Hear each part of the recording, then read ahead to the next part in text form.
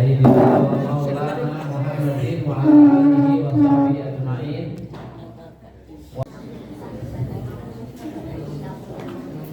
Baik, setelah kita tadi berupacara dan berolahraga ya, tadi itu juga berolahraga ya. Sekarang kita bersama-sama di lokasi di ruangan ini untuk memulai kegiatan kita khutbatul iftitah atau pekan perkenalan atau masa ta'aruf siswa madrasah. Apa artinya ta'aruf itu apa ya? Ta'aruf itu artinya perkenalan, introduction. Bahasa Inggrisnya apa? Introduction. Jadi yang paling penting sebelum kita melakukan sesuatu ini, kita memang harus tahu dulu atau harus kenal dulu. Kata anak-anak muda itu, tak kenal maka tak sayang. Kita harus kenal dengan pondok kita harus kenal dengan madrasah kita kenali kegiatannya, isinya, apa sih pondok ini, apa sih madrasah ini, agar kita semakin cinta kepada pondok dan madrasah ini. Baik.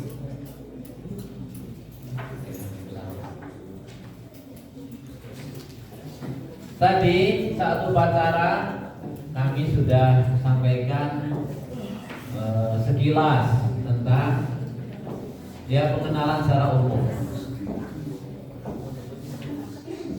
Kalau ada pertanyaan, ke pondok ini apa yang kamu cari? Ke pondok ini apa yang kamu cari? Jawabannya nanti. Ini pertanyaan ya.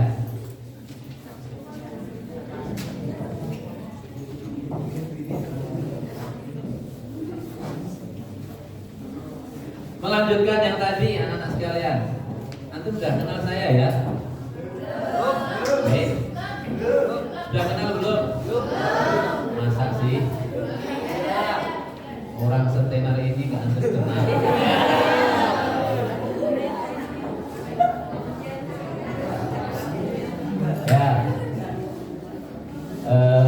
Sedikit mengenalkan.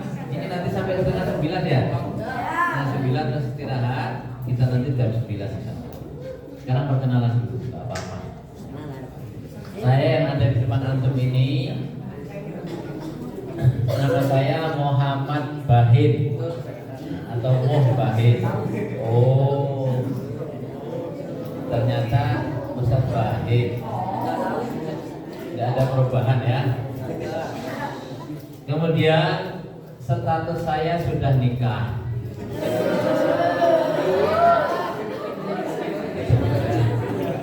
Istri saya 1.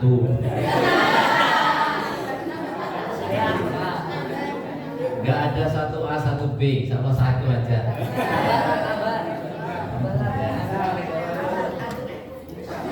Nah, anak saya 5. Mau nambah lagi nggak Ustaz? Ya terserah Allah yang mau ngasih. Kalau tambah lagi nggak apa-apa. Ini boleh toh?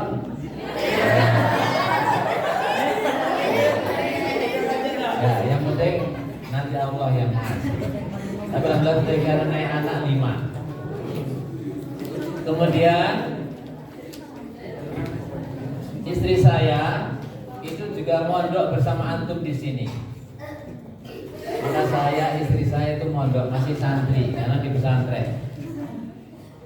Ya, selalu akan standby menjadi baginda antum semuanya. Bagian dapur maksudnya. Atau menjadi anggota DPR. Anggota dapur.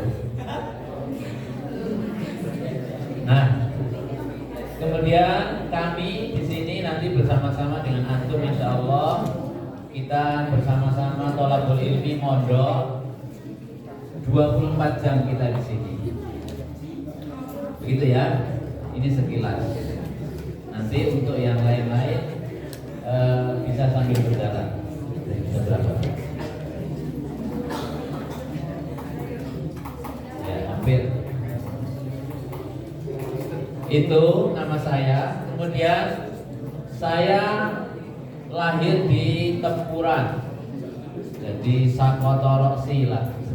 Mas Kotorosi di Tempuran. Saya aslinya Tempuran.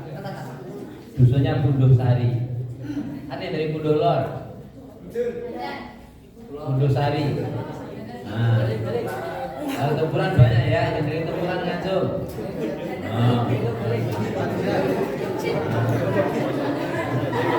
Tempuran ya Mas? Oke. Hai, sama-sama Tempuran ya. Oke. Tapi sekarang saya jadi orang Sawangan. Mana yang dari Sawangan? Saya orang Sawangan. Jadi ternyata Tempuran Sawangan itu ya sedulur. Tetangga kecamatan saya Tempuran adalah Salaman. Ada yang dari Salaman? Ngacung terus baik. Dan dari Salaman siapa? Kecamatan Salaman. Berarti teman kita. Kemudian yang Sawangan itu juga tetangga kecamatan, ada Mungkit, ada Dukun, ada Pakis, ada Sandimulyo, ada Ngablak. Mana yang dari kecamatan yang sebut itu tadi? Ya. Kecamatan Tempuran, Kecamatan Sawangan itu ada di Kabupaten Magelang. Mana yang dari Kabupaten Magelang? Berarti ini sedulur kabeh. Terus Kabupaten Magelang itu ada di wilayah Provinsi Jawa Tengah. Mana yang dari Jawa Tengah? Ya, semua Jawa Tengah. Jawa Tengah itu ada dalam naungan NKRI, Negara Kesatuan Republik Indonesia. Ada Jawa lah. Ini yang dari Jawa mana? Dari Jawa kabeh. Alhamdulillah ya. Berarti saya yang asli Tempuran, Tekes Dulure. Dengan adik-adik atau antum semua juga banyak saudara Tekes Dulur. Yang dari Sawangan yo banyak saudara-saudara kita Tekes Dulure. Magelang sedulure, Jawa Tengah sedulur, Indonesia apalagi adalah saudara kita semua. Berarti kita di sini ini bertambah saudara kita ya. Maka nanti di antara antum juga untuk harus saling kenal dan mengenal supaya tambah tresnone, tambah kasih sayangnya. Itu ya sekilas tentang ta'aruf. Nanti kita lanjut pada sesi setelah kita beristirahat. Ini istirahatnya mau jam 9 atau jam 9?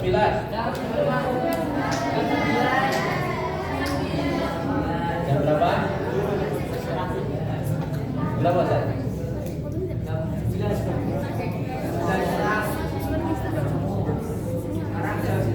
Kalau menurut jadwalnya jam 9. Ini belum pada makan ya?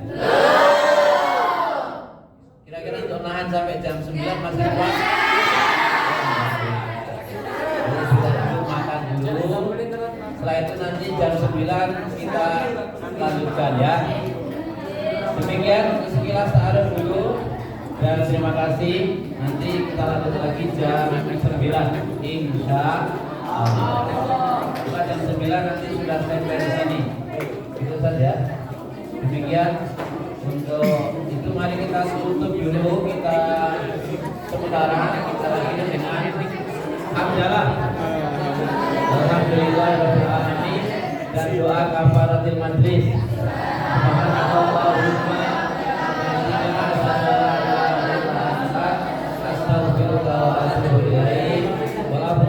Assalamualaikum warahmatullahi wabarakatuh.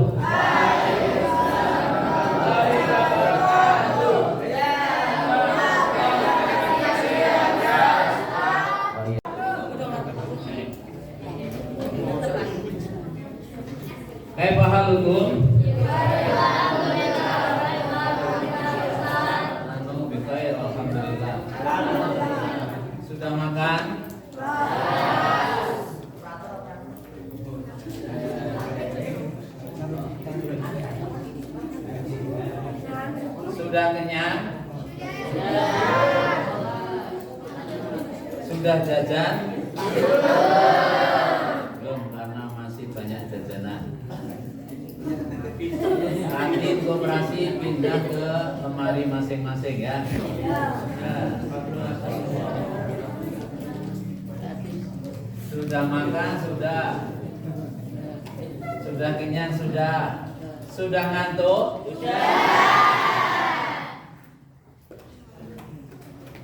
Terus kalau udah ngantuk, kita baca doa sebelum tidur ya. Sepakat? Ini berarti aku naum nih.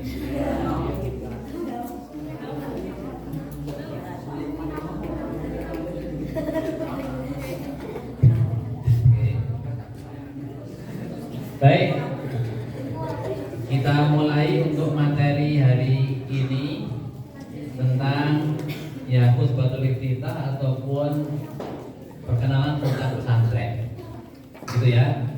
Namun sebelumnya saya bawa apa ini?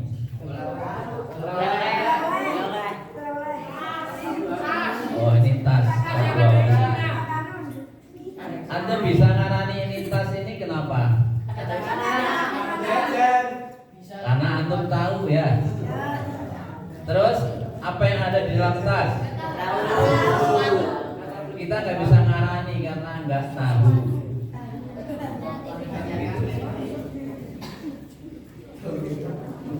Saya ambilkan satu.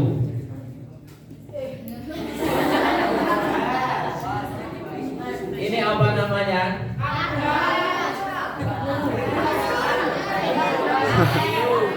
Mahara. Dari kamaun. Apa?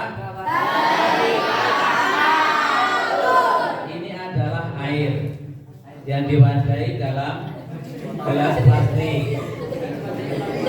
Dilabeli namanya arbas. Tapi ini adalah air. Antum bisa ngarani ini air, kenapa? Karena tahu. Antum tahu ini air ini. Namanya. Nah, dan air itu bisa diminum, enak diminum. Siapa yang mau? Nanti dibagi-bagi karena satu ya.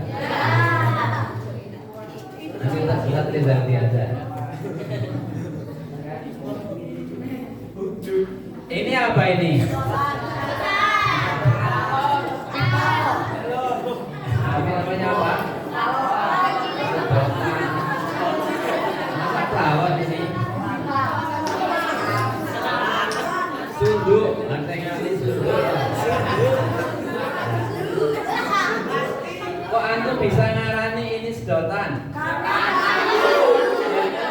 Tahu ini sedotan.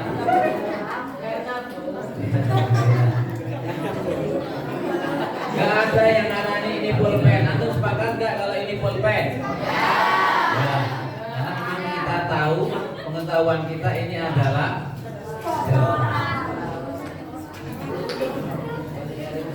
oh ini sama, ada dua ternyata. Ini juga untuk Ustaz Fatih ya.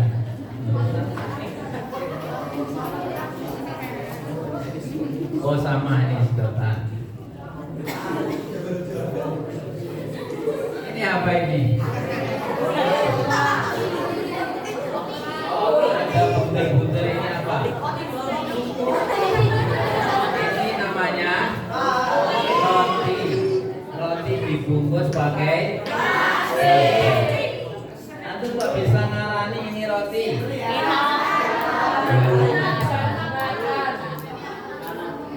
Roti itu enak dimakan atau tidak enak? Ada yang mau? Ini nanti dibagi ya, nanti itu. Ini agak ngereget-ngeregeti. Dibuang di perut ini. Ya. Ini sudah tahu antum ini tas. Nah, tas nangkringan. Nanti kalau lihat harga sini minta ini, bantu dan sebagainya. Ya. Ini apa ini? Mahadihi tilka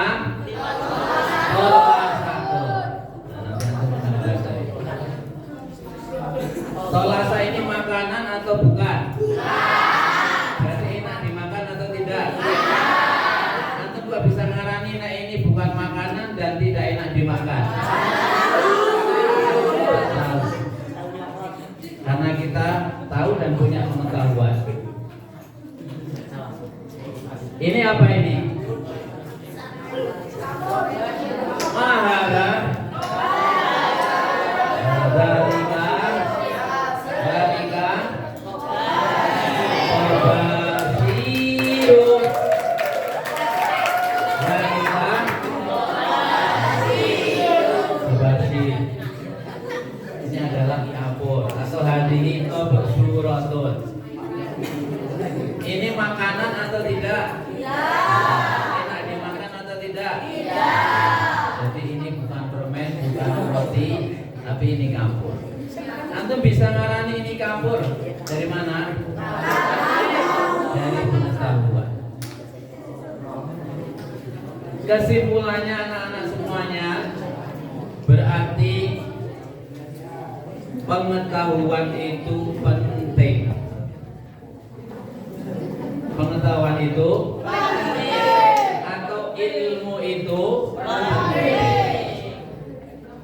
Kita bisa tahu ini tobasir karena kita ada punya pengetahuan atau punya ilmu.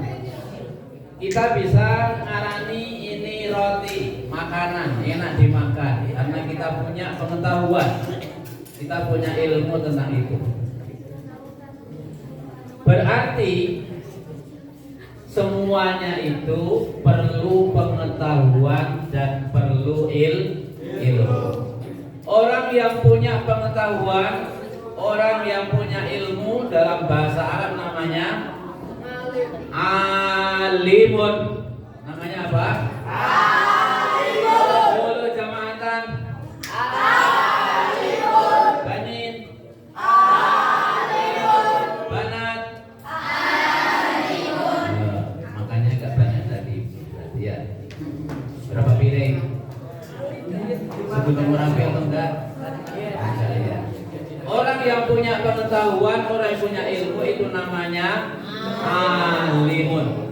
Hanya kadarnya, jumlahnya antara satu dengan yang lain berbeda-beda. Alim ada yang alim 1%, ada yang alim 5%, ada yang alim 10%, ada yang alim 100%. Maka kita hidup ini kita harus punya pengetahuan, harus punya ilmu. Kenapa? Karena pengetahuan dan ilmu itu penting. Kita bisa ngarani sesuatu itu apa dengan ilmu dan pengetahuan. Kita bisa ngarani sesuatu itu enak atau tidak, makanan atau tidak, karena kita punya pengetahuan. Untuk itulah mencari pengetahuan, mencari ilmu itu hukumnya wajib. Kalian kepingin jadi orang yang tahu atau orang yang tidak tahu?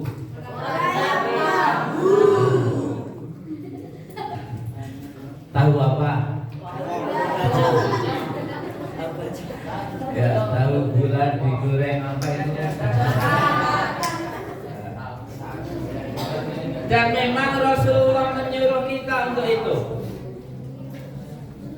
Ada satu hadis, maka ini perlu kita tulis. Hadis Nabi. Antum kira ada apa?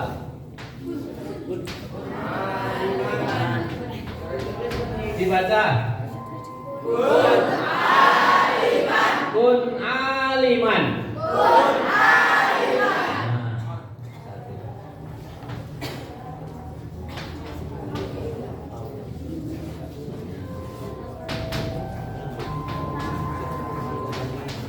Au muta'alliman. Apa? Au muta'alliman. Diulang. Au muta'alliman.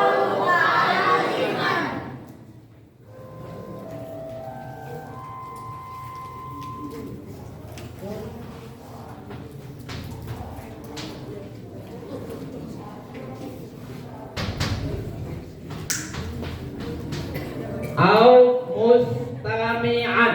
Apa? Au mustami'an. Nah.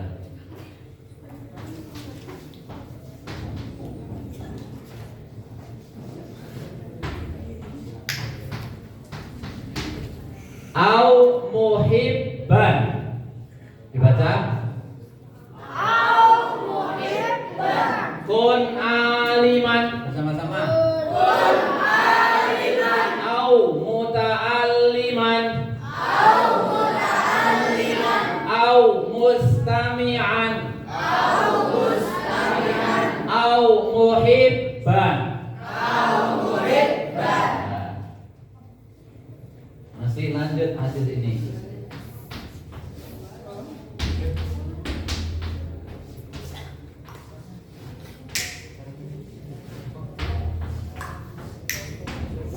Wala takun khamisan. Sama-sama. Wala takun khamisan. Masih hadis lanjutan yang terakhir.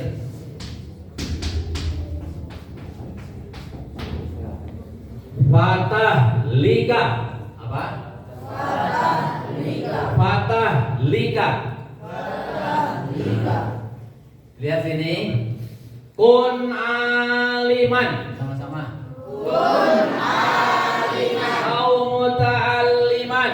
Au muta'alliman. Au mustami'an. Au mustami'an. Au muhibban. Au muhibban. Wala takun khamisan. Kun khamisan. Fatah lika. Lima. Bani, yang antum ini ada di depan antum persis, insya Allah jelas ya. Dibaca. Kun. Kun aliman. Au muta'alliman. Au mustami'an. Au muhibban. Wala takun khamisan. Fatah lima. Bana, lihat gak tulisannya? Lihat. Enggak. Sudah ditulis tadi. Bisa dibaca. Ya, bersama-sama ya Banati. Kun. Au muta'alliman. Au mustami'an. Au muhibban. Wala takun khamisan. Fatah lima. Ya. Tepuk tangan untuk Bani Banat. Ini adalah dawuh Nabi kita. Dawuh itu apa? Perintah. Perintah Nabi kita. Tadi kita sudah sepakat bahwa pengetahuan dan ilmu itu sangat penting untuk hidup kita. Rasulullah memerintahkan kepada umatnya, kun aliman, jadilah kamu orang yang alim. Jadilah kamu orang yang alim. Apa artinya alim tadi? Punya ilmu. Kita bisa mengatakan sesuatu itu apa? Karena kita punya ilmu. Kita bisa mengatakan sesuatu itu bermanfaat atau berbahaya karena kita punya ilmu. Maka Nabi bersabda, jadilah kamu orang alim, orang yang berilmu.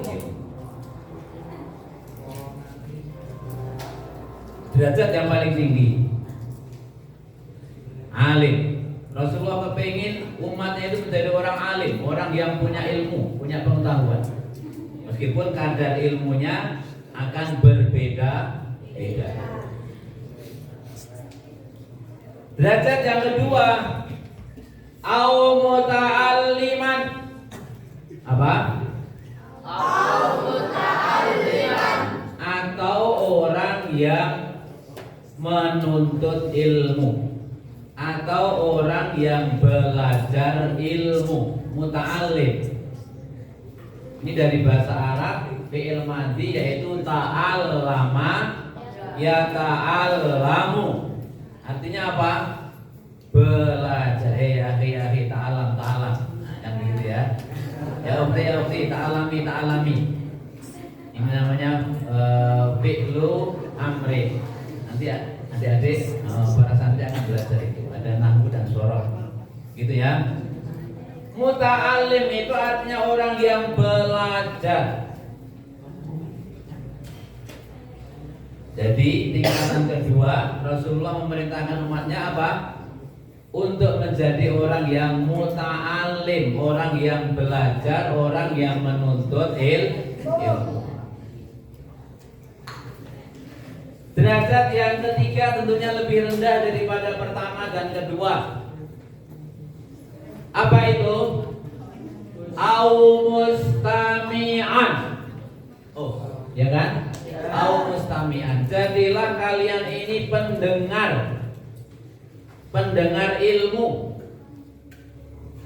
ngrungokke ilmu, jamaah pengajian, yaitu mendengarkan ilmu. Ini tingkatan yang nomor 3. Tingkatan yang nomor 4 tentunya lebih rendah dari 3, 2, dan 1. Apa itu? Au muhibban.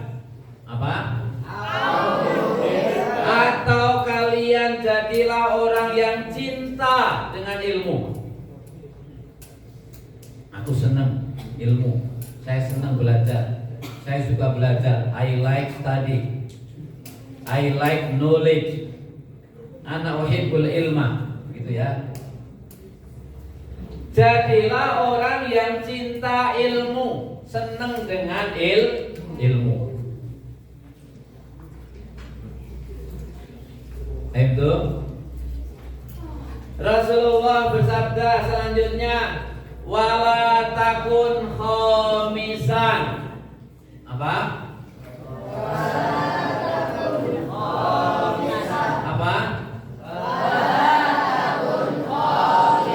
Masa suara antum kalah menggelegar dengan suara saya. Nah, ayo kalahkan saya dalam bersuara. Dibaca wala takun.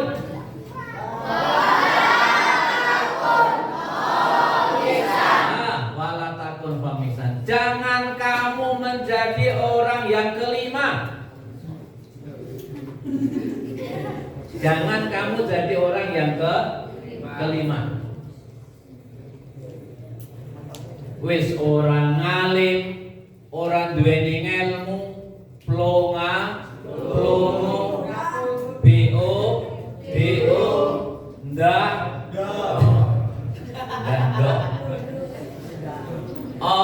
on. Rasulullah gak mau umatnya itu on. Maka Rasulullah memerintahkan adalah alim, jadilah orang berilmu. Paham ya? Nah, kita dalam proses ini menjadi orang alim, menjadi orang yang berilmu. Mungkin saudara-saudara kita atau kita sendiri sudah ulur, sudah tua umurnya, atau tidak menjadi orang alim. Rasulullah memberi pilihan yang kedua, au muta'alliman. Kamu jadilah orang pelajar. Belajar. Karena belajar itu sepanjang hayat, sepanjang hidup. Utlubil ilma minal mahdi. Carilah ilmu sejak kita dari buayan. Saya ditimang-timang orang tua, masih bayi merah. sampai nanti kita masuk ke liang kubur. Berarti kapan mulai pensiun belajar? Kalau sudah mati. Maka siapa yang kepingin cepat pensiun belajar? Mati yo. Gagah-gagah gini, ganteng-ganteng, cantik-cantik kok kepingin pensiun belajar? Ya apa? Matilah. Karena belajar itu tidak ada batasan umur. Long life education. Apa?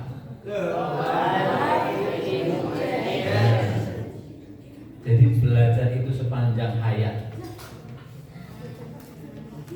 Kalau kita belum bisa meraih derajat alim, Rasulullah memilih yang kedua, jadilah kamu pelajar, orang yang belajar. Begitu ya. Dan insya Allah kita di sini belajar. Kalau yang pertama, kedua belum mampu karena nggak ada kesempatan, karena umurnya udah tua misalkan, kalau sekolah saat kelas karo anak-anak ya orang mungkin mbah-mbah nih kok bapak nih gitu. Aku wis tahu mangan bangku sekolahan, hanya gak pernah mencicipi bangku sekolah, gitu ya. Kalaupun tidak, jadilah yang nomor 3, mustami'. Apa? Mustami'an. Apa? Jadilah kita ini orang yang suka mendengarkan pengajian-pengajian, orang yang suka ceramah-ceramah ilmu, mendengarkan.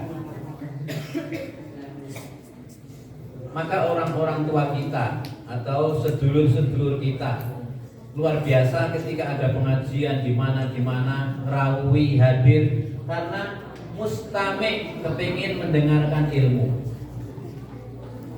Paham ya? Kalau mendengarkan atau menghadiri pengajian atau kajian saja nggak bisa, nggak memungkinkan, Rasulullah memilih pilihan yang keempat,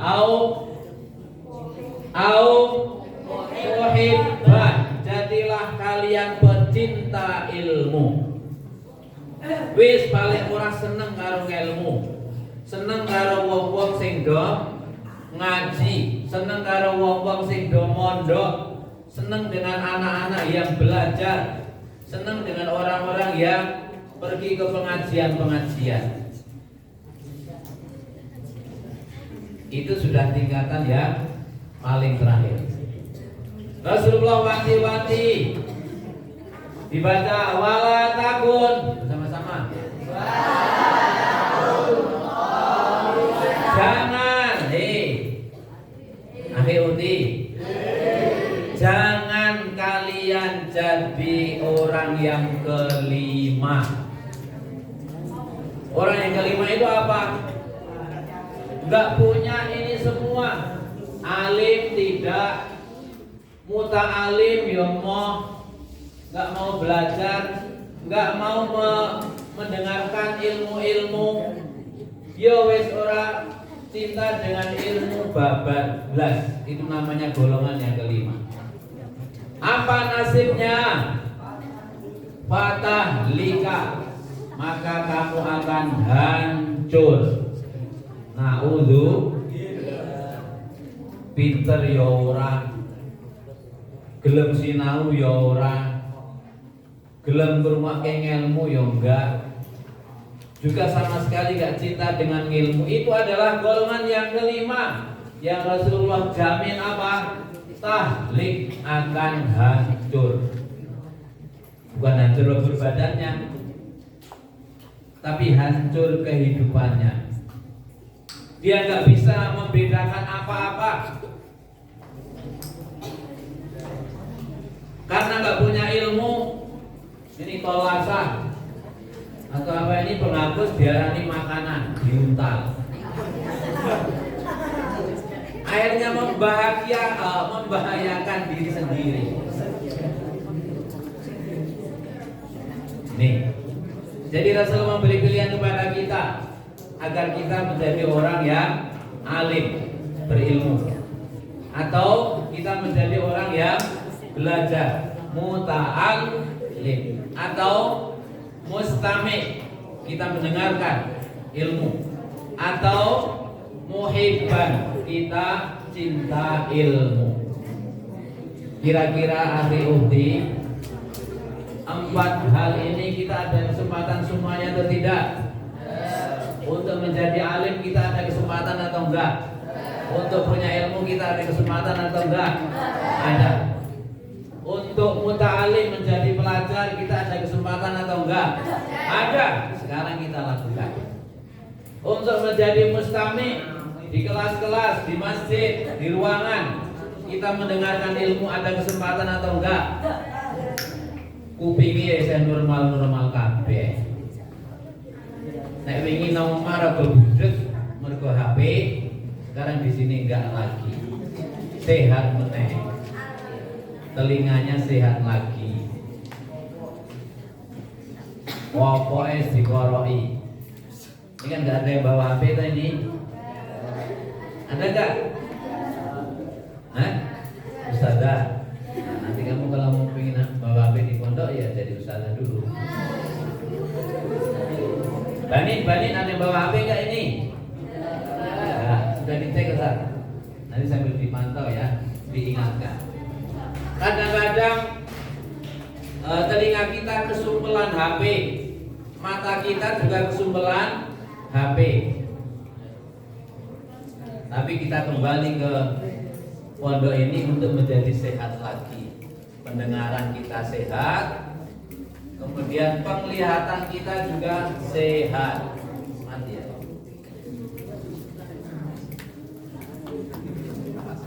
Nah, begitu ya.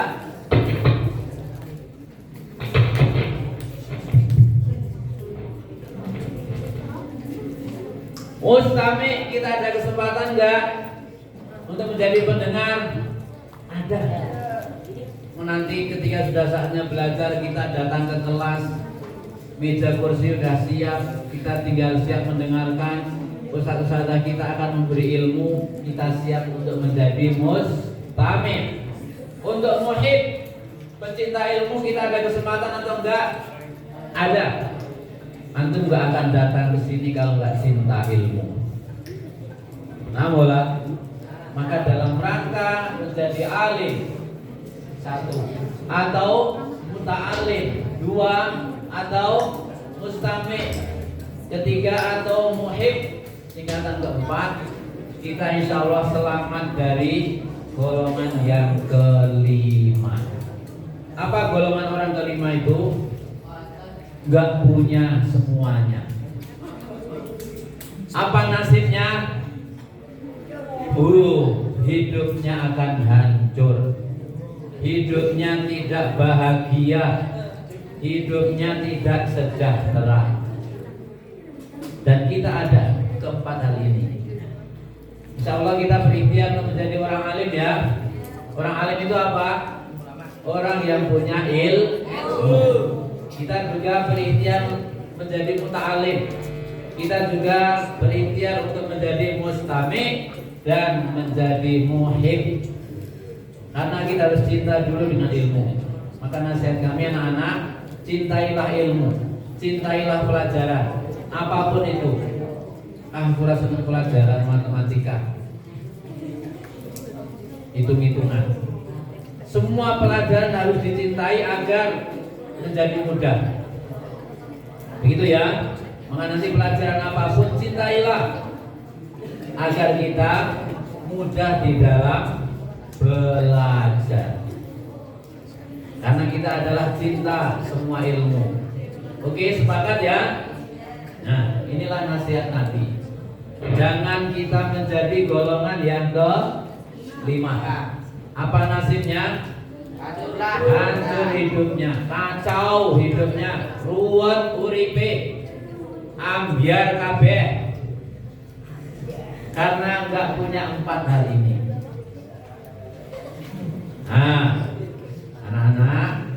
kesemuanya keempat ini untuk menjadi alim, muta'alim, mustami' dan muhib, kita disatukan di tempat ini, namanya pondok pesantren. Sehingga ketika ditanya, apa tujuan kamu ke pesantren? Ini tadi pertama apa? Berusaha menjadi alim. Yang kedua, menjadi muta'alim. Yang ketiga, menjadi mustami'. Yang keempat, menjadi muhib ilmu. Nah, maka kita dipertemukan di sini. Ahlan wa sahlan, selamat datang di pondok kita ini. Antum sudah kenalkan pondok kita ini? Masa sih? Atau sebelumnya hancur ini, hancur hatiku. Mari, ini kita perbandingan antara orang alim dan orang yang tidak alim. Mari. Iya.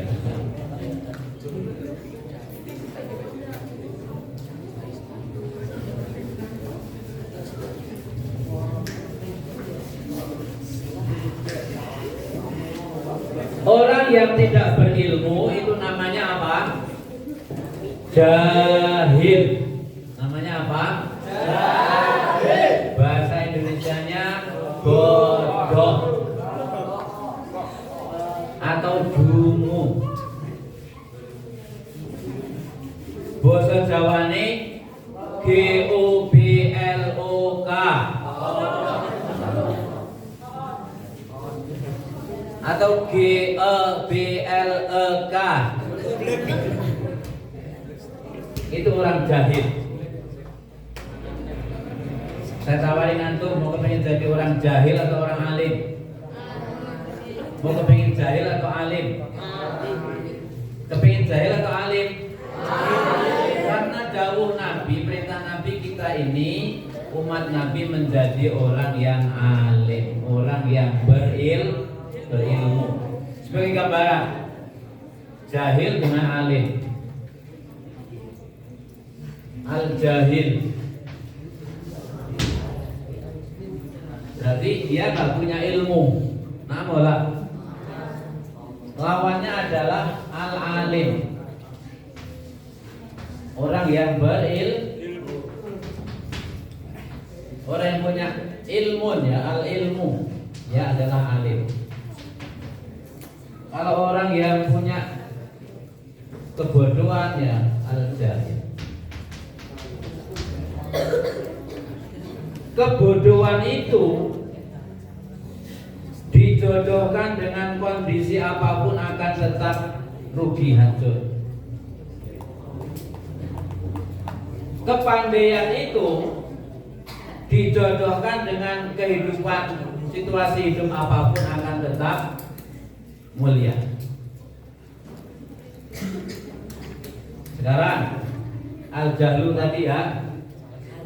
Al-jahlu, orang nggak punya ilmu atau jahil. Kemudian hidup dia dalam suasana fakir, miskin, melarat.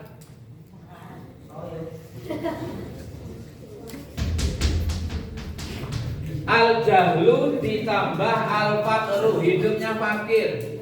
Wis on melarat sisan. Apa nasib dia? Maka adanya adalah ijrom.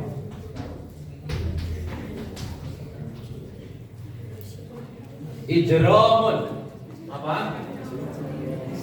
Apa anak-anak?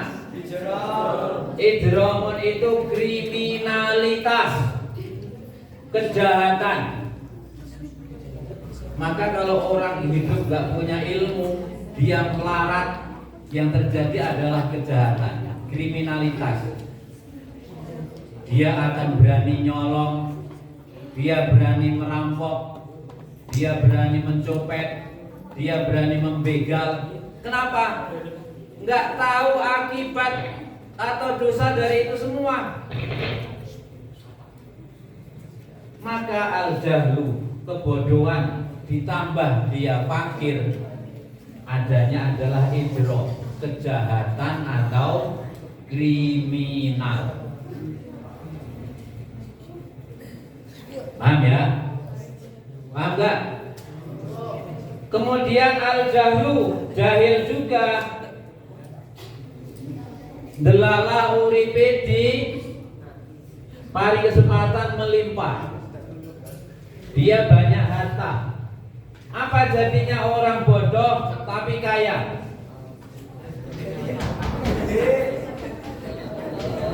Atsaro itu kekayaan. Maka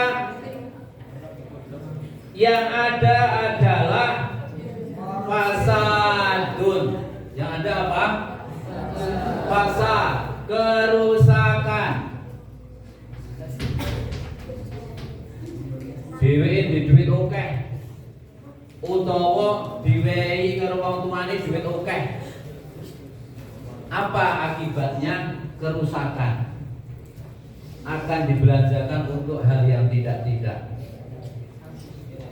Dewe tuku miras, dewe tuku udut, dewe tuku ciu, dan lain-lainnya itu berbahaya. Maka kalau orang bodoh, delalah kaya, akan banyak kerusakannya. Antum kemarin beberapa waktu yang lalu dengar berita tetangga kita ada orang berkayudan.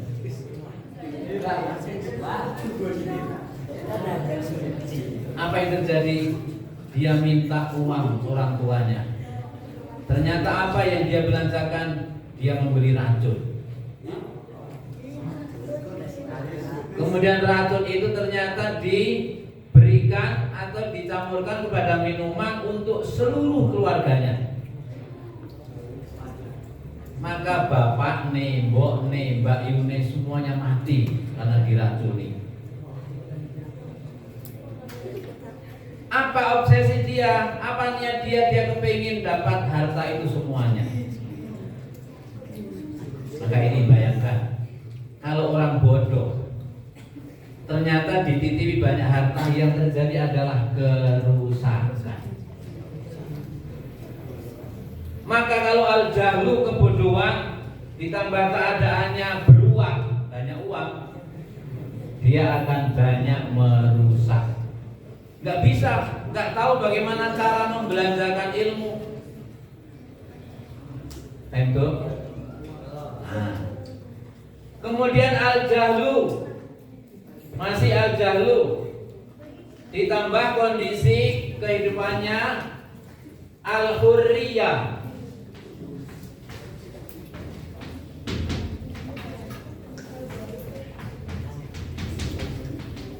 Al-hurriyah itu kebebasan. Dheweke wong bodoh ning bebas, karo wong tuane disekarep bae. Apa yang terjadi? Yang terjadi adalah faudo. Yang terjadi apa? Faudo, kekacauan.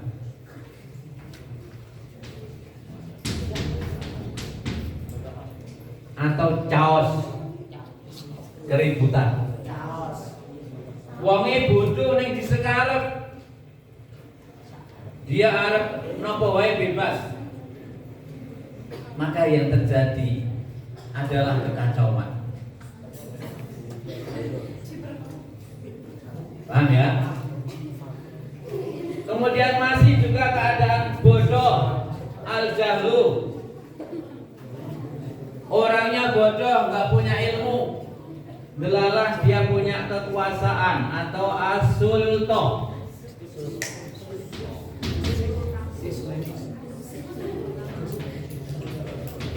As-sultah itu kekuasaan. Wonge bodoh ning delalah dadi pemimpin. Ning ya tetep bodoh. Pemimpin ning oon. Apa yang terjadi? Orang bodoh diberi kepemimpinan.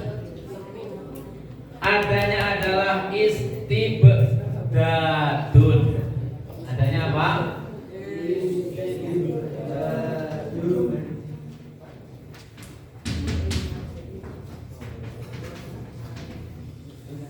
Istibdad. Apa itu istibdad? Ustazah mungkin tahu.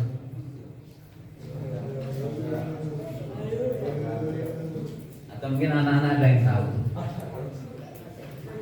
Istibdad itu adalah kediktatoran, kesewenang-wenangan.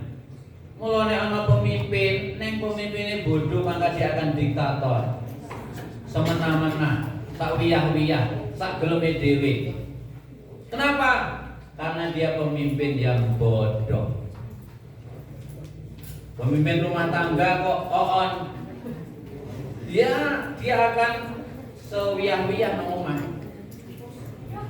Apalagi sampai pemimpin yang tingkat tinggi.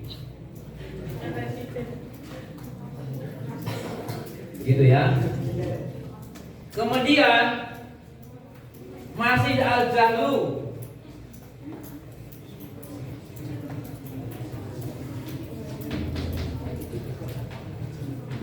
Orang yang bodoh tapi dia beragama, artinya duweni agama. Wong muslim yang bodoh. Apa yang terjadi? Adalah irhabun. Apa? Irhabun. Apa? Irhabun. Dia orang yang beragama tapi bodoh, nggak didasari ilmu. Apa yang terjadi? Irhab. Apa irhab itu? Terorisme. Apa? Selalu melakukan kerusakan, kekacauan, menebarkan ketakutan. Orang beragama tapi bodoh, dia akan cenderung menjadi apa? Teroris, irhabiyun bahasa Arabnya. Apa? Irhabiyun. Maka sebagai seorang muslim, kita muslim yang taat, jangan sampai kita ini bodoh, karena nanti kita akan dihapus-hapusi. Lalu nek ngebom kono kok sampean mlebu swarga. Kan begitu ya? Padahal merusak alam itu dosa besar. Karena ketidaktahuan, karena kebodohan, namun dia tak beragama, kadang-kadang menyebabkan ketidaknyamanan atau irhabun, terorisme atau menebar ketidaknyamanan. Jadi orang yang bodoh itu kesimpulannya apa? Nggak ada positifnya. Orang no apike. Dalam kondisi apapun ternyata akan lebih berakibat yang negatif.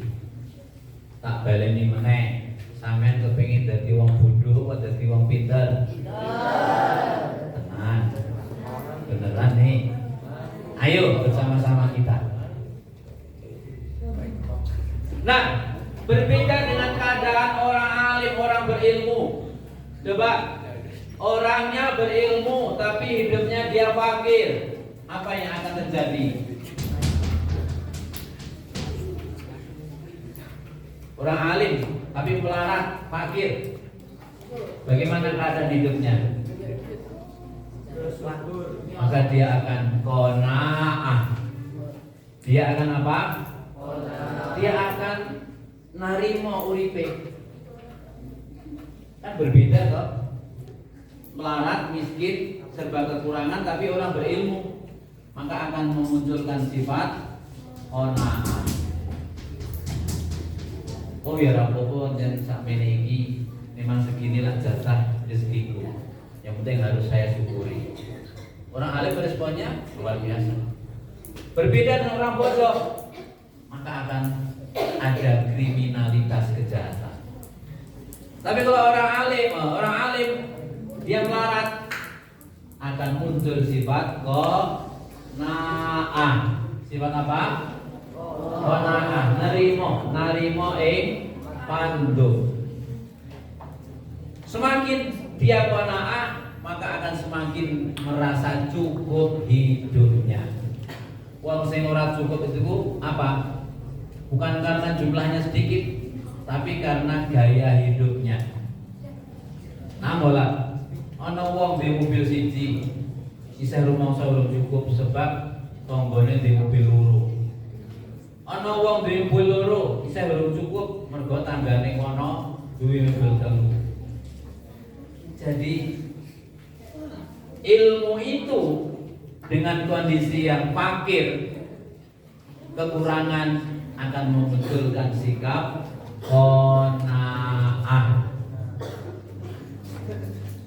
Paham ya? Berbeda dengan tadi ketika jahil. Sekarang kalau berilmu juga dengan delalah diparingi kekayaan, apa yang akan terjadi ini? Orangnya berilmu dan delalah diparingi melimpah rezekinya. Apa yang akan terjadi? Adalah ibdaun. Apa?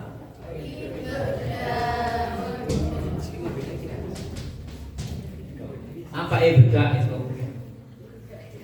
Kreativitas, inovasi. Dia akan berkreasi. Aku di duit sakmene, di duit cukup kira-kira tak apa. Dia akan selalu berkreasi, berinovasi untuk hal-hal yang bermanfaat. Undelalah tonggoku kok kekurangan, dia akan bersedekah, berbagi. Undelalah koncoku kayak butuh modal untuk usaha, dia akan menjadi pemodal. Lihat, Subyati, lihat ya Udi.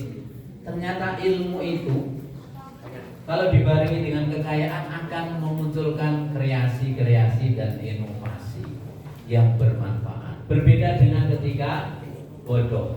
Apa yang akan ditimbulkan? Fasad, kerusakan. Paham ya? Masih lagi, ini kondisi kita, hidup kita. Berilmu, kemudian al-hurriyah, juga ada kebebasan. Orangnya berilmu dan hidupnya bebas. Apa yang akan terjadi ketika orang ilmu itu diberi kebebasan? Kalau orang yang bodoh diberi kebebasan, apa tadi? Kekacauan, chaos. Tapi kalau orang berilmu diberikan keleluasaan, kebebasan, apa yang akan terjadi? Adalah sa'adah, kebahagiaan. Apa? Sa'adah, kebahagiaan.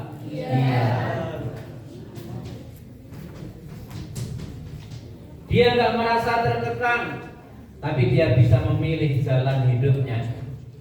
Dia nggak merasa terbatasi, tapi dia bisa mengendalikan diri. Itulah orang berilmu. Jadi orang berilmu delalah diparingi atau dalam kondisi dibebaskan, bebas. Apa yang akan dia munculkan? Sa'adah, kebahagiaan. Berbeda dengan orang bodoh tadi. Kebahagiaan, kebebasan diberikan kepada orang bodoh. Apa yang terjadi? Tadi ya, tadi. Kemudian orang alim, orang punya ilmu, kondisi hidupnya delalah dia diparingi kesempatan untuk berkuasa, kekuasaan. Apa? As-sultatu.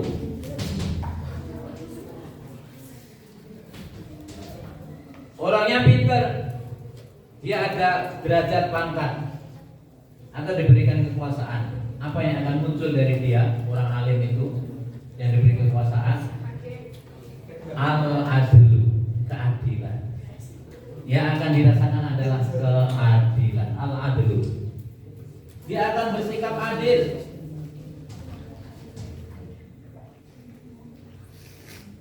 Karena dia tahu ilmunya. Yang terakhir, kondisi terakhir, orang alim, orang berilmu, kalau dia beragama yang taat, apa yang terjadi? Orangnya berilmu dan taat beragama. Apa yang terjadi?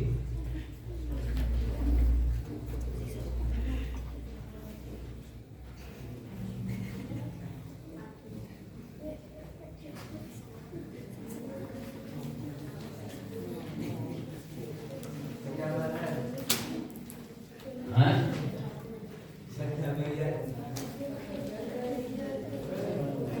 Yang akan terjadi adalah istiqomah. Apa?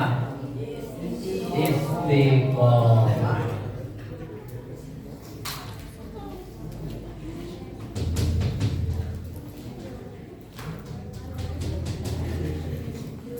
Dia akan istiqomah di dalam beragama, di dalam beribadah, karena tahu orang alim dan orang dia ahli agama, maka yang dimunculkan adalah istiqomah.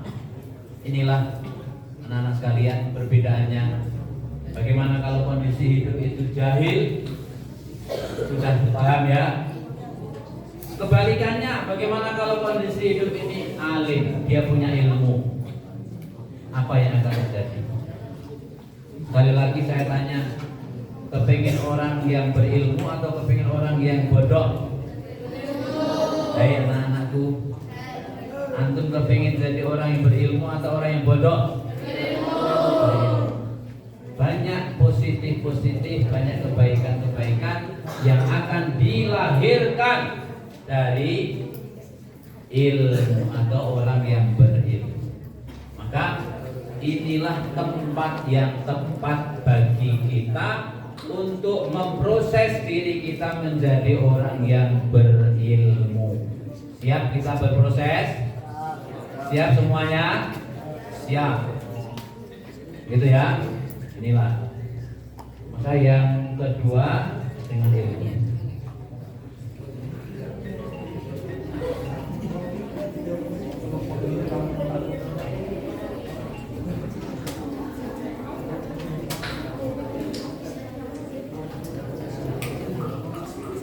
Ya, paham itu? Jadi kondisi. Jam berapa Ustaz? Ini tadi ada telepon di sini. Kita sampai jam berapa ini nanti? Jam Tenan? 10 lebih 6. Oh, masih jam 10. Ajarnya ya. Kondisi bisa kita bayangkan antara al-jahlu dengan al-ilmu. Maka benar ketika Rasulullah menyuruh kita kun aliman. Apa tadi? Kun aliman.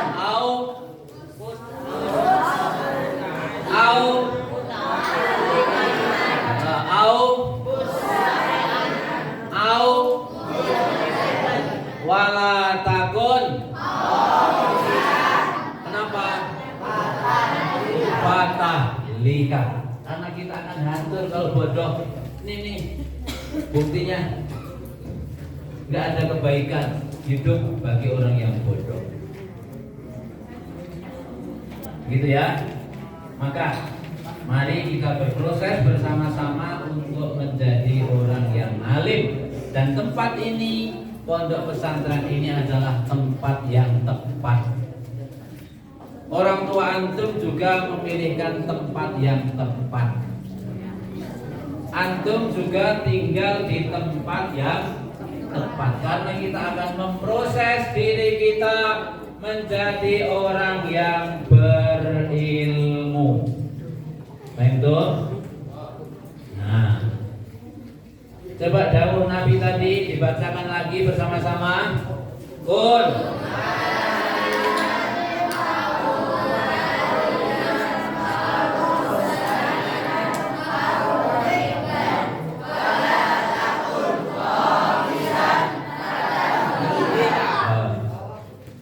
Kenapa? Kita tahu ya, Rasulullah menyuruh kita, mengharapkan kita umatnya untuk menjadi orang alim berilmu, karena akan sangat berbeda antara orang yang berilmu dengan orang yang tidak berilmu. Dalam segala aspek kehidupan sangat-sangat berbeda. Kalau bahasa Indonesianya adalah kontradiktif, akan sangat berlawanan kehidupan orang yang alim dengan kehidupan orang yang jahil. Siapa yang kepengen jahil, angkat tangan.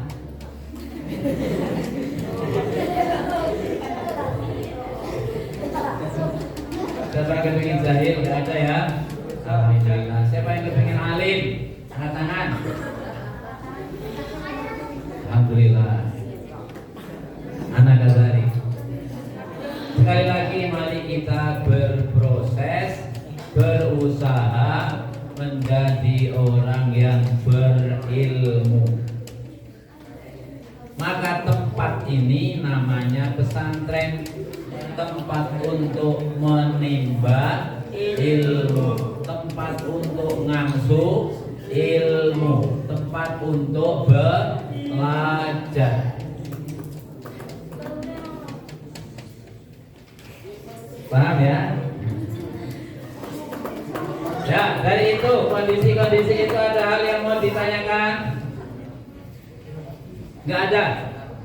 Kalau nggak ada, kita sekilas mari mengenali pesantren kita.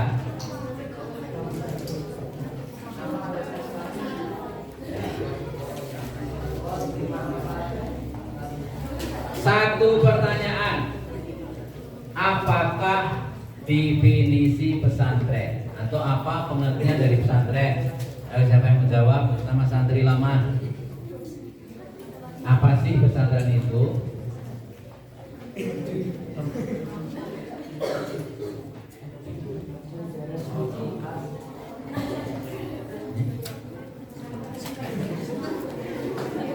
Apa definisi pesantren?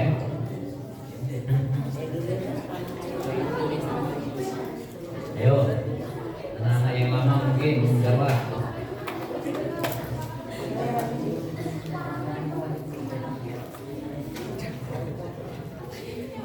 Atau ada yang tahu anak baru? Apa pengertian pesantren?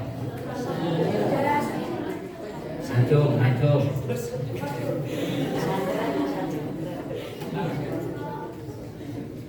Ada yang menjawab?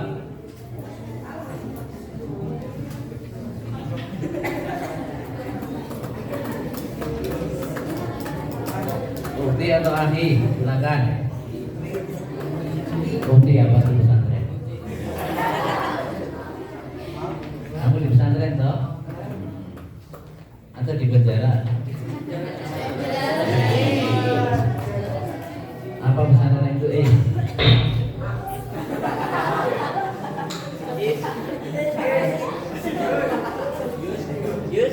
Kamu di pesantren toh? Apa pesantren? Tempat naung kita. Oh, pondokku tempat naung kita, tempat kita bernaung.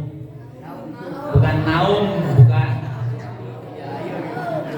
Artinya naung, kita bernaung di pesantren. Ya. Pesantren adalah tempat untuk belajar. Di situ ada santrinya, di situ ada guru atau pengasuh atau kiainya, dan di situ ada tempat ibadahnya. Itulah pesantren. Dan di pesantren kita sudah ada itu, ya kan? Nah, pesantren kita apa namanya?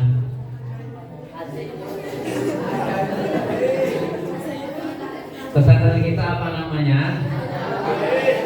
At-Tauhid Al-Islami atau At-Tauhidul Islami. Ini yang anak baru udah kenal ya pondok kita. Namanya apa? At-Tauhid Al-Islami. Kalau yang anak lama biasanya lupa. Nggak lupa ya? Oh, berarti luar biasa. Alhamdulillah. Kita menjadi manusia yang luar biasa. Semoga.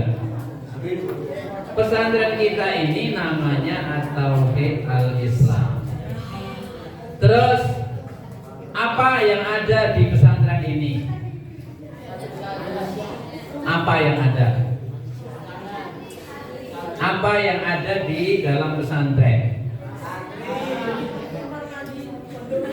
Ya tempat, ya kamar, ya yang lain-lain. Tapi untuk proses kita menjadi alim ini apa yang ada? Yaitu pendidikan dan pengajaran. Jadi setengah tepuk untuk barokah baru setengah. Pendidikan dan pengajaran, atau bahasa Arabnya apa? At-tarbiyatu wa ta'limu. Jadi kita di pesantren ini akan bersama-sama untuk melaksanakan pendidikan. Kalian akan dididik, guru-gurumu akan mendidik, orang tuamu juga akan mendidik, bekerja sama dengan kita mendidik antum-antum. Maka ada peserta didik dan ada pendidik. Siapa peserta didiknya? Siapa yang dididik? Santri-santri semuanya. Siapa yang akan mendidik? Guru-guru kita semuanya. Maka yang ada di pesantren ini adalah para pendidik dan para terdidik. Mu'allim, para pengajar, dan muta'allim, orang-orang yang belajar. Itulah isinya pesantren. Maka nanti kita akan bersama-sama. Kalau pendidikan dan pengajaran, kalau pengajaran itu bisa lewat kelas, bahkan bisa lewat YouTube, bisa lewat Facebook. Karena dulu ada sekolah online ya, sekolahnya online, daring. Itu hanya pengajaran, artinya memberikan ilmu. Tapi kalau pendidikan anak-anak lebih dari itu. Pendidikan itu kita bisa belajar akhlak dari guru-guru kita. Kita bisa belajar adab dari guru-guru kita. Kita bisa belajar jiwa keikhlasan dari guru-guru kita. Dan itu kalau media sosial nggak bisa, maka harus ketemu langsung, harus ada interaksi langsung, harus ada proses langsung. Ada ustadznya, ada ustadzahnya, ada tolib dan tolibahnya. Nggak bisa jarak jauh. Karena ini untuk mentransfer nilai-nilai. Untuk apa? Memindahkan nilai-nilai.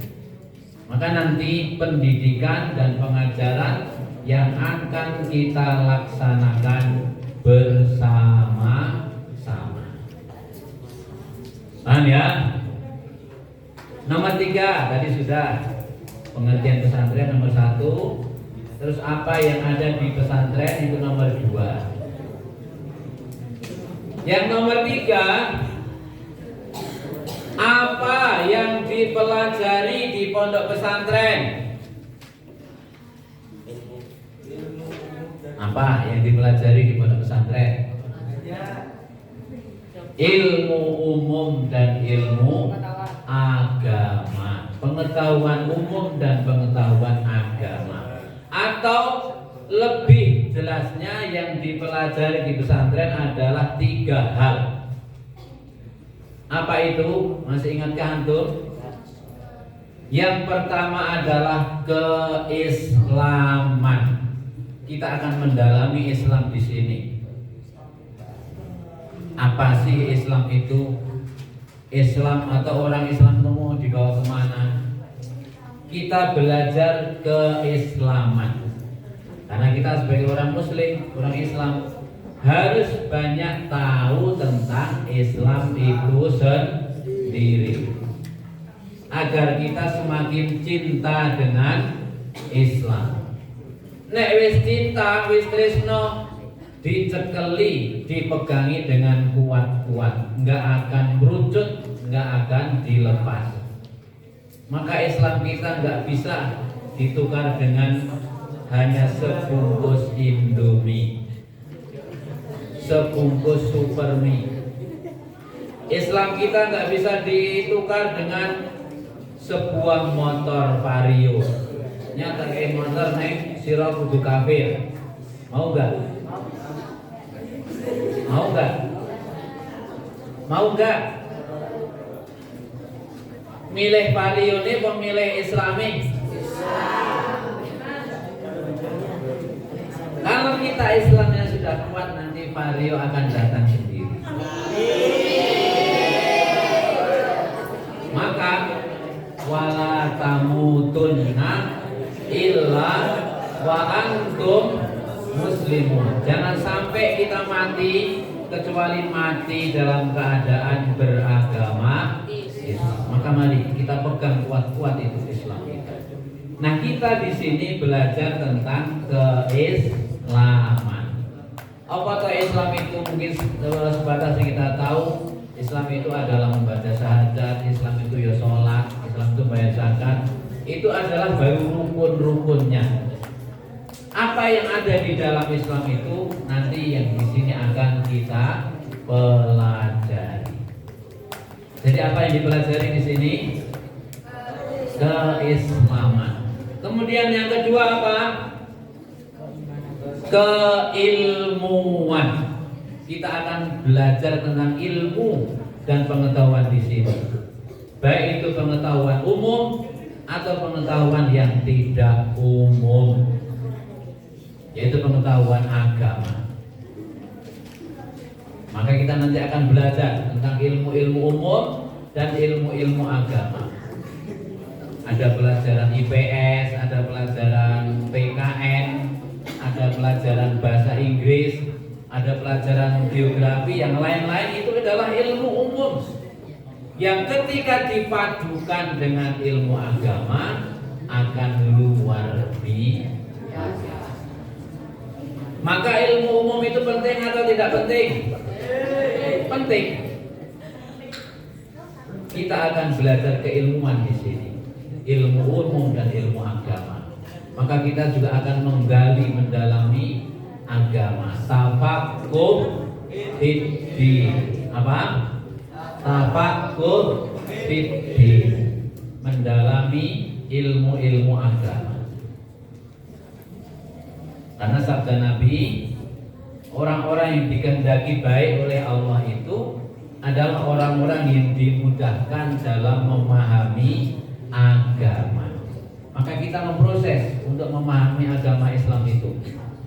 Begitu ya, ilmu umum dan ilmu agama. Artinya yang kedua yang kita pelajari adalah keislaman. Oh, maaf, keilmuan yang kedua. Kalau yang pertama tadi apa? Keislaman. Yang ketiga yang kita pelajari apa? Kemasyarakatan. Kita belajar bermasyarakat di sini. Antum dari rumah yang berbeda-beda, orang tuanya juga berbeda-beda. Oke, betul? Wilayahnya juga berbeda-beda. Tentunya sifat dan kebiasaannya juga berbeda-beda. Antum dalam satu kamar sifatnya seragam, satu macam sifat atau berbeda-beda? Berbeda-beda. Maka di masyarakat nanti juga berbeda-beda. Kita belajar ke masyarakat. Bagaimana kita bergaul dengan teman-teman yang sifat dan wataknya berbeda. Bagaimana kita bergaul dengan teman-teman yang mungkin kebiasaannya berbeda. Bagaimana kita bergaul dengan teman-teman yang kemampuannya berbeda. beda-beda, tapi tetap menjadi satu masyarakat. Maka pesantren ini anak-anak adalah masyarakat kecil. Pesantren itu apa? Masyarakat kecil. Itu pesantren. Nah, untuk persiapan kita hidup di masyarakat yang lebih besar, maka biasanya ada liburan, kesempatan kita untuk belajar ke masyarakat. Maka di sini juga ada kegiatan-kegiatan yang sifatnya kemasyarakatan. Ada kegiatan, mungkin ada kematian, kadang kita datang untuk ikut menyolatkan, mungkin ada ikut mendoakan, tahlil dan sebagainya. Untuk kegiatan-kegiatan ibadah kadang kita dimintai untuk berkhutbah, mengajar ngaji, mengisi pengajian dan sebagainya. Ini yang kita pelajari tentang kemasyarakatan. Juga kita akan berlatih yang mungkin sudah beberapa ini belum aktif, yaitu kegiatan jaulah atau praktek dakwah lapangan. Mungkin nanti kalau suasananya sudah memungkinkan akan dimulai kembali. Kalian terjun ke masyarakat, nanti akan menyatu dengan masyarakat dan akan belajar bagaimana bergaul dengan masyarakat. Sebab nanti kita akan kembali ke masyarakat. Ini antum yang hadir ini, apakah ada punya cita-cita nggak akan kembali ke masyarakat? Ampun Islam mondok aku tak urip nang hutan wae. Sama Tarsan, aku tak ngulangi Tarsan. Tarsannya tak ulangi Alif Bata. Ada yang punya begitu? Nggak ada. Semuanya kepingin kembali ke masyarakat. Maka kita perlu belajar tentang kemasyarakatan. Jadi anak-anak apa yang dipelajari di pesantren? Keislaman, keilmuan, dan kemasyarakatan. Ya, sudah nomor 3 itu. Terus bagaimana cara kita hidup di pesantren? Nang pesantren kan kepengin urip ta ya? Piye carane urip nang pesantren? Bagaimana caranya hidup di pesantren? Apa sak geleme dhewe? Begitu. Cara hidup di pesantren, semua kegiatan pesantren adalah terjadwal dan terbimbing. Apa? Jadi kegiatan-kegiatan yang ada terjadwal, mulai dari bangun tidur sampai mau tidur lagi. Oh ya Mbak Sure, bangun tidur terus mau tidur lagi, ya. Jadi kegiatan ini nanti akan terjadwal, maka nanti akan ada penyampaian jadwal-jadwal kegiatan, baik itu oleh pesantren atau madrasah atau oleh kakak-kakak kalian pengurus opti. Jadi nanti ada jadwalnya, tidak semaunya sendiri, ora sak geleme dhewe.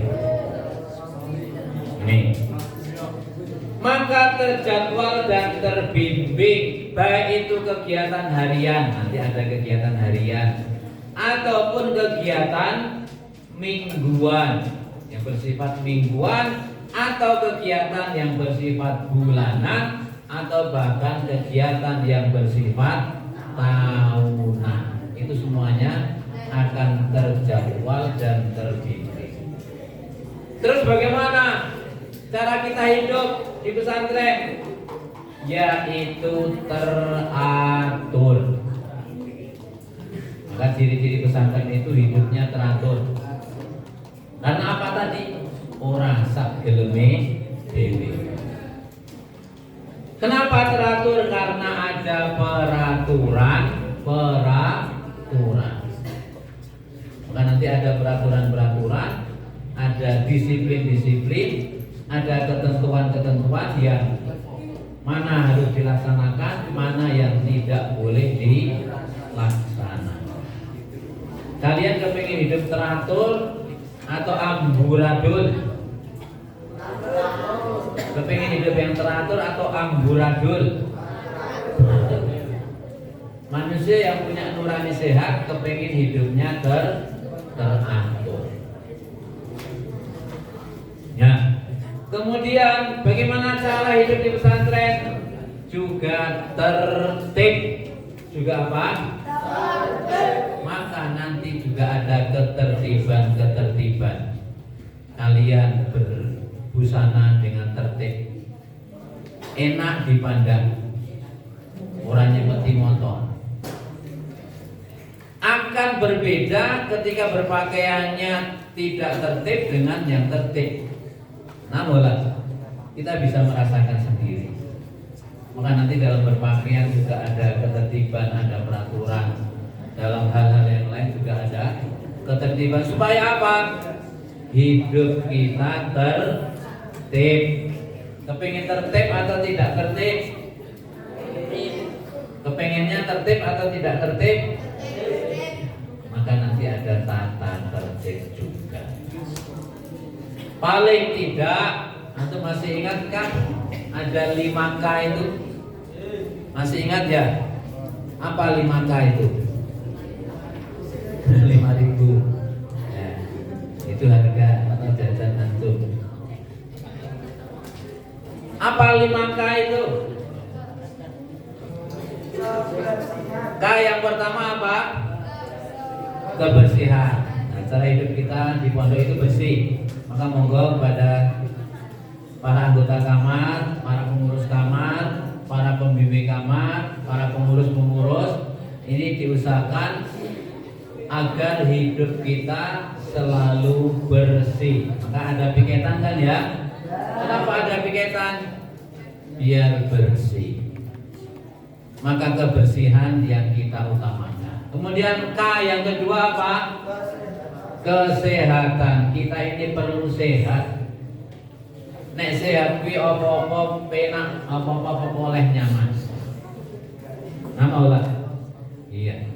Maka perlu sehat. Nah, untuk sehat itu adalah bersih dulu, resik. Kamar selalu bersih, lingkungan pondok selalu bersih, bahkan juga diri kita, badan kita juga selalu bersih. Nah, yang ketiga apa? Kerapian dan ketertiban. Kita kepingin selalu rapi, kepingin selalu tertib. Kemudian yang keempat apa? Keamanan. Kita kepingin aman ini di pondok ini.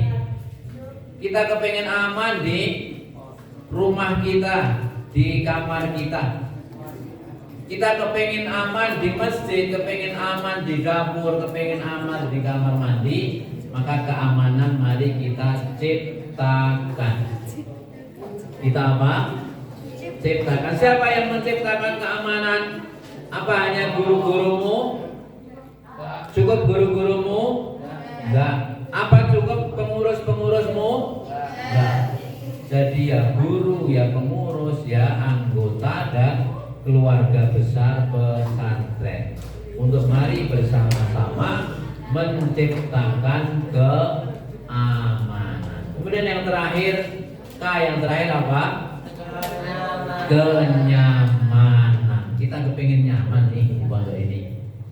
Setelah bersih, sehat, tertib, rapi, aman, maka insya Allah nyaman. Kalau sudah nyaman, membuat kita kerasan. Kalau sudah kerasan, belajar juga nyaman. Kita akan bisa mendapatkan ilmu. Maka sudah tahu ya Bagaimana cara hidup di pesantren ya? Tahu ya? Bagaimana? Semuanya terjadwal dan terbimbing. Ada dan teratur juga dengan peraturan, tertib dengan tata tertib. Kemudian nomor 5, apa saja sih? Apa modali, apa sangune untuk kita mondok di pesantren? Antum sudah dikasih sangu belum sama orang tua? Sangune duit apa sangune selamat?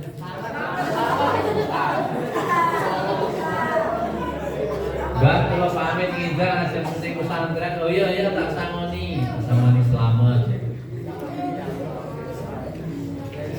Ning yo setelah itu disangoni duit, alhamdulillah. Yang penting sangu selamat kuwi. Sangoni duit oke ning digemake cilaka gelem. Nya tak sangoni 200 ning muga-muga duwe pang. Jadi kita sangoni selamat itu sudah luar biasa. Apa sangu kita di pondok? Sangu kita mondok ini. Yang pertama adalah doa orang tua. Kalian mesti sudah dapat restu dari orang tua, sudah dapat izin dari orang tua. Gimana? Sudah selalu dan akan selalu didoakan oleh orang tua. Kemudian yang kedua apa? Samune nyantri mondok, yaitu niat. Maka tadi kami sudah sampaikan. Tentunya duwe niat. Antum sudah ada niat untuk nyantri di pondok ini atau belum? Kudu selalu didandani. Kadang niat itu menguat, kadang berkurang melemah. Kemudian yang ketiga adalah semangat. Antum harus semangat nih, ya. Generasi muda dulu yuk, harus semangat. Ini diantaranya. Jadi sangune mondok napa? Doa orang tua, niat dan semangat. Ya. Kemudian poin yang terakhir, pengenalan tentang pesantren itu. Pesantren kita berdoa agar senantiasa bisa hidup. Untuk bisa hidup kudu duweni nyawa. Untuk bisa hidup ini harus memiliki nyawa dan jiwa. Kalian hidup ini kan? Ini karena ada nyawanya, ada ruhnya. Pesantren juga begitu, akan selalu hidup karena ada nyawa dan jiwa dan ruhnya. Mari selalu kita pahami apa nyawa dan jiwa pesantren. Ada 5, namanya Pancasila. Namanya Pancasila. Tadi sudah Pancasila. Sekarang Pancajiwa. Ada yang hafal Pancajiwa? Apa? Ini adalah jiwa-jiwa yang membuat pesantren hidup. Pancajiwa yang pertama adalah sincerity, keikhlasan. Anak-anak, jiwa kita yang pertama adalah ikhlas. Maka antum mondok ini ikhlas gak? Bro. Anak-anak antum mondok ini ikhlas atau enggak? Keikhlasan ini adalah menjadi nyawa kita. Maka jiwa yang pertama adalah keikhlasan. Kemudian jiwa yang kedua apa? Kesederhanaan, simplicity. Sederhana. Kita di pesantren ini belajar hidup sederhana.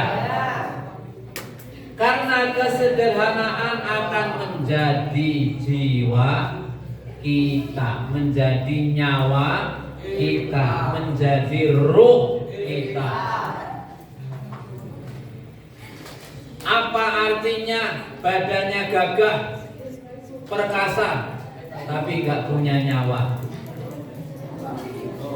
Akhirnya menjadi mayit saja. Maka perlu ada jiwa kesederhanaan. Oh ya.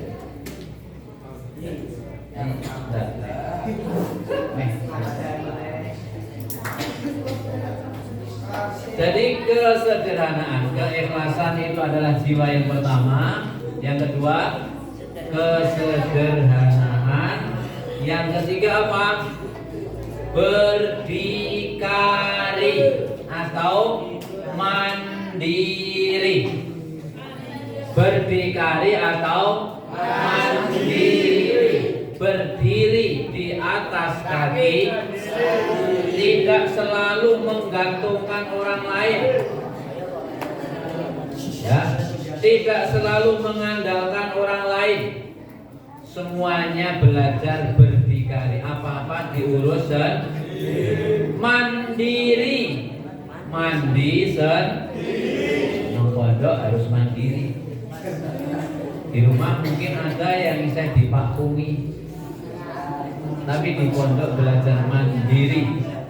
Apa-apa diurus sendiri, ubah-ubah sendiri, asah-asah sendiri, menata lemari sendiri, lipat-lipat baju sendiri. Semuanya belajar mandiri. Begitu ya. Maka jiwa yang ketiga adalah mandiri. Jiwa yang keempat apa? Yang keempat, ukhuwah Islamiyah. Apa sih ukhuwah Islamiyah itu? Persaudaraan Islam. Kita seorang muslim dan muslimah dengan teman-temannya adalah saudara. Sesama saudara boleh saling mengejek atau tidak? Boleh saling menghina atau tidak? Sesama teman boleh saling menghina atau tidak? Hey bro, sesama teman saudara muslim boleh menghina atau tidak? Boleh membuli atau tidak? Tidak boleh. Apalagi merendahkan dan menghinakan. Karena kita adalah saudara, harus saling menghormati, saling menghargai, saling menjamin kenyamanan. Yang terakhir, yang kelima, jiwa terakhir adalah kebebasan. Kita bisa bebas, tapi nggak khawatir, karena bebas kita didasari oleh ilmu, sehingga bebas kita akan menelurkan istiqomah. Begitu ya. Ini diantara sekilas tentang hal itu. Maka nanti sedikit break untuk nanti bisa antum berdiskusi mungkin dengan kelompok anak baru. Nanti bisa satu atau per kamar lah.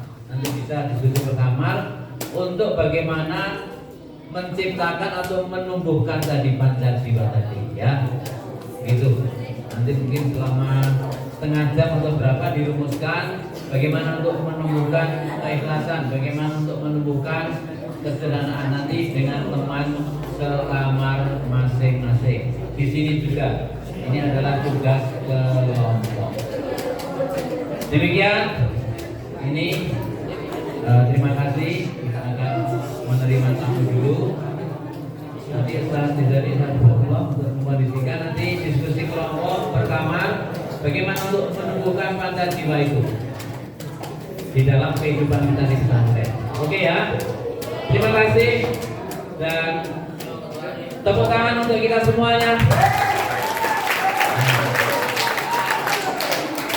Nanti setelah itu kita diskusi. Nanti kalau timenya udah cukup, kami balik lagi. Assalamualaikum warahmatullahi wabarakatuh.